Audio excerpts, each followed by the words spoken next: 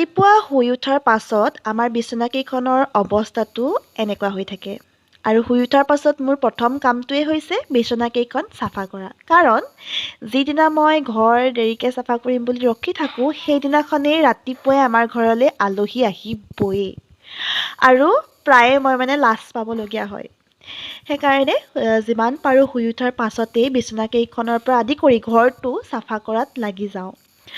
আৰু আজিও সেই একেই শুই উঠিয়ে বিচনাকেইখন চাফা কৰি লৈছিলোঁ। দুইখন গোটেইকেইটা ৰুমেই চাফা কৰিব লগা হয়, সাৰিব লগা হয়। সেইখিনি কৰি থাকোঁতেই বহুত সময় গুচি যায়। মায়ে যদি এইবিলাক কাম কৰে তেতিয়াহ'লে মই পাকঘৰত লাগি দিওঁ, আৰু যদি মই কৰোঁ তেতিয়াহ'লে মায়ে পাকঘৰত লাগে।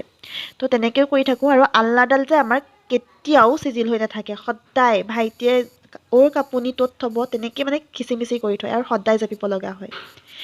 ৰাতিপুৱা চাহ খালোঁ আৰু লগত মায়ে ৰুটি বনাইছিলে। গাখীৰ চাহৰ সৈতে ৰুটি খাই বহুত বেছি ভাল লাগে। তো মই সেইকাৰণে গাখীৰ চাহ বনাই ল'লোঁ ৰুটি বনোৱা দেখি। ভাইটিও যিহেতু ভাত খাই আছে, তাৰো কামলৈ যাব, সেইকাৰণে তাৰ লগত কথা পাতি পাতি এয়া মই মা আমি তিনিটাই চাহ খাই আছোঁ। চাহ খোৱাৰ পাছত মাক ক'লোঁ, মই ভিডিঅ' এটামান এডিট কৰি আছিলোঁ। তাৰপিছতে মাক ক'লোঁ যে মোৰ চুলিখিনিত তেল অকণ সানি দিয়কচোন, কাৰণ চুলিখিনি মোৰ অৱস্থা একদম বেয়া হৈ গ'ল। সেইকাৰণে মই কাটিও পেলালোঁ। আৰু সেইকাৰণে মায়ে এইফালে মোৰ তেল সানি আছে।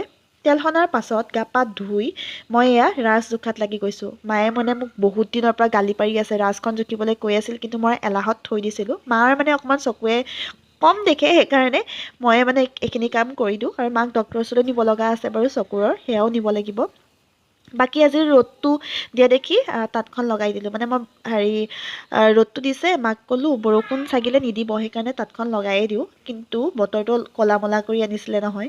মই যে কিমান ভয় খাইছিলোঁ, কাৰণ মায়ে মোৰ আশাত লগাইছে, ভাবিছে মই ৰ'দটো দিব বুলি বৰষুণ নিদিব বুলি কোৱা দেখি মায়ে ভাবিছে যে বৰষুণ নিদিয়ে।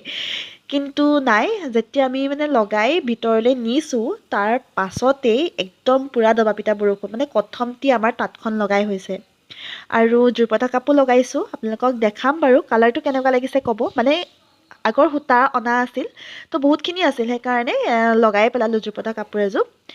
বাকী এইফালে বৰমা, খুৰী, মা সকলোৱে লাগি গৈ আছে তাঁতত, আৰু ময়ো চিনবিলাক দি আছোঁ কাপোৰবিলাকৰ। তাৰপিছতে আমি এয়া ৰুটি আৰু ঘুগুনি খালোঁ। মই ভিতৰত এইখিনি কামেই কৰি আছিলোঁ, ৰুটি বনালোঁ, লগতে ঘুগুনি বনালোঁ। কিন্তু খোৱাৰ আগত ভিডিঅ' কৰিবলৈ নহ'ল, সেইকাৰণে খোৱাৰ পাছতে আপোনালোকক দেখাই দিছোঁ আৰু। বাকী এইফালে আছে বৰমা, লগতে মা আৰু নবৌ। খুৰী আছিল, খুৰী গ'লগৈ। তো আজিলৈ বাই।